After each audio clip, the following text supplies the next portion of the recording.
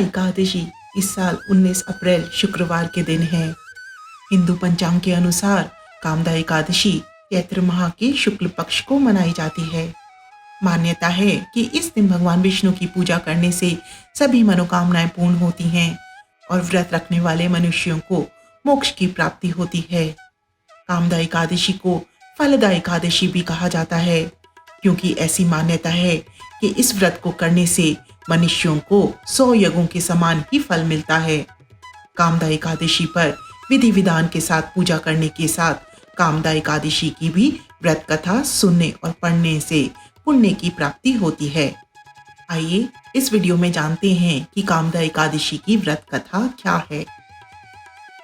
भगवान कृष्ण ने धर्मराज युधिष्ठिर को चैत्र शुक्ल पक्ष की एकादशी व्रत यानी कामदा एकादशी की कथा सुनाई थी।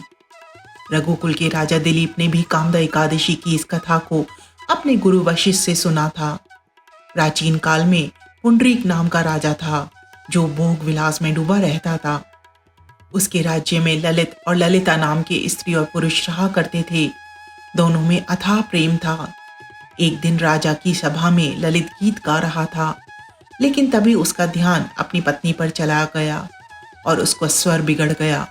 यह देखकर राजा पुंडरीक बहुत क्रोधित हुआ और उसने क्रोध में आकर ललित को राक्षस बनने का शाप दे दिया। ललित मांस का भक्षण करने वाला राक्षस बन गया। अपने पति का हाल देखकर राजा की पत्नी बहुत दुखी हुई। अपने पति को ठीक करने के लिए ललिता ने कई लोगों से इस बारे में पूछा। आखिरकार ललिता विंध्याचल पर्वत पर श्रृंगी ऋषि के आश्रम में गई। वहां जाकर उसने अपने पति का पूरा हाल कह सुनाया। ऋषि ने ललिता को मनोकामना पूर्ण करने वाला व्रत कामदा एकादशी का व्रत रखने के लिए कहा। साथ ही ऋषि ने कहा कि अगर वे कामदा एकादशी का व्रत रखती है तो उसके पुण्य से उसका पति ललित फिर से मनुष्य योनि में आ जाएगा। ललिता ने भगवान विष्णु का ध्यान करते हुए विधि विधान के साथ कामदा एकादशी का व्रत किया। ऋषि के बताए अनुसार उसने चैत्र शुक्ल एकादशी का व्रत किया और अगले दिन द्वादशी को पारण करके व्रत को पूरा किया।